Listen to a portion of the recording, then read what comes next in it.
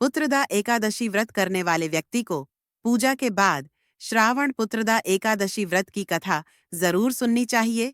ऐसा करने से व्रत पूर्ण होता है और मनोकामनाएं भी पूरी होती हैं। अब आप शांतिपूर्वक इस कथा को सुनिए। तो चलिए शुरू करते हैं। पुत्रदा एकादशी व्रत कथा।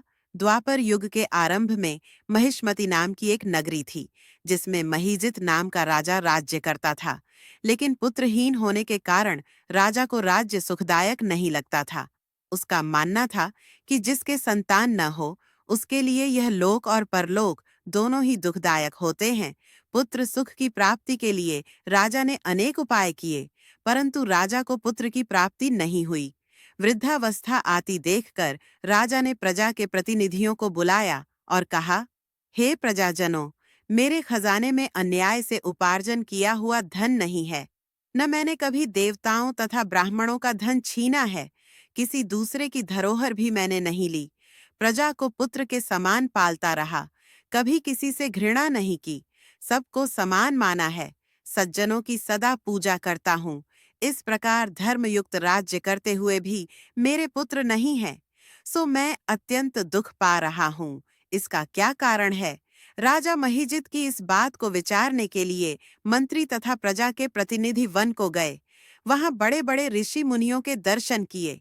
राजा की उत्तम कामना की पूर्ति के लिए किसी श्रेष्ठ तपस्वी मुनि को देखते फिरते रहे। एक आश्रम में उन्होंने एक अत्यंत वृद्ध व धर्म के ध्याता, बड़े तपस्वी, परमात्मा में मन लगाए, सनातन धर्म के गूढ़ तत्वों को जानने वाले, समस्त शास्त्रों के ध्याता महात्मा लोमश मुनि को देखा, जिनका कल्प के व्यतीत होने पर एक रोम गिरता था। सबने जाकर ऋषि को प्रणाम किया।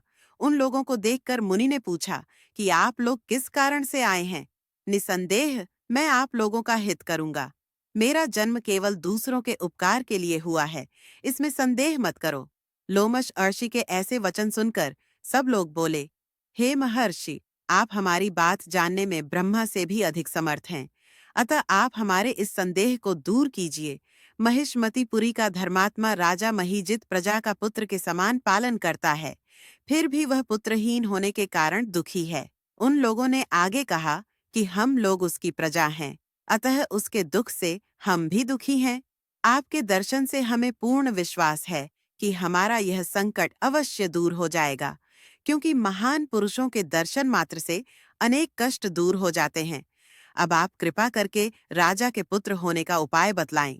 यह बात सुनकर ऋषि ने थोड़ी देर के लिए नेत्र बंद किए और राजा के पूर्व जन्म का वृत्तांत जानकर कहने लगे कि यह राजा पूर्व जन्म में एक निर्धन वैश्य था। निर्धन होने के कारण इसने कई बुरे कर्म किए। यह एक गांव से दूसरे गांव व्यापार करने जाया करता था। एक समय ज्येष्ठ मास के शुक्ल पक्ष की एकादशी के दिन दोपहर के समय 2 दिन से भूखा प्यासा एक जलाशय पर जल पीने गया। उसी स्थान पर एक तत्काल की ब्याही हुई प्यासी गाय जल पी रही थी। राजा ने उस प्यासी गाय को जल पीते हुए हटा दिया और स्वयं जल पीने लगा। इसीलिए राजा को यह दुख सहना पड़ रहा है। एकादशी के दिन भूखा रहने से वह राजा हुआ और प्यासी गाय को जल पीते हुए हटाने के कारण उसे पुत्र वियोग का दुख सहना पड़ रहा है। ऐसा सुनकर सब लोग कहने लगे कि हे ऋषि, शास्त्रों में पापों का प्रायश्चित भी लिखा है, अतः जिस प्रकार राजा का यह पाप नष्ट हो जाए, आप ऐसा उपाय बताइए।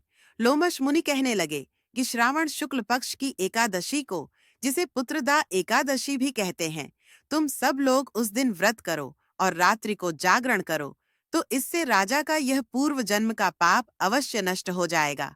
साथ ही राजा को पुत्र की अवश्य प्राप्ति होगी। लोमश ऋषि के ऐसे वचन सुनकर मंत्रियों सहित सारी प्रजा नगर को वापस लौट आई और जब श्रावण शुक्ल एकादशी आई तो ऋषि की आज्ञानुसार सबने पुत्रदा एकादशी का व्रत और जागरण किया। इसके पश्चात द्वादशी के दिन इसके पुण्य का फल राजा को दिया गया। उस पुण्य के प्रभाव से रानी ने गर्भ धारण किया और प्रसव काल समाप्त होने पर उसके एक बड़ा ही तेजस्वी पुत्र उत्पन्न हुआ। इसलिए हे राजन, इस श्रावण शुक्ल एकादशी का नाम पुत्रदा पड़ा। अतः संतान सुख की इच्छा हासिल करने वाले इस व्रत को अवश्य करें और इस लोक में संतान सुख भोग कर मनुष्य परलोक में स्वर्ग को प्राप्त होता है।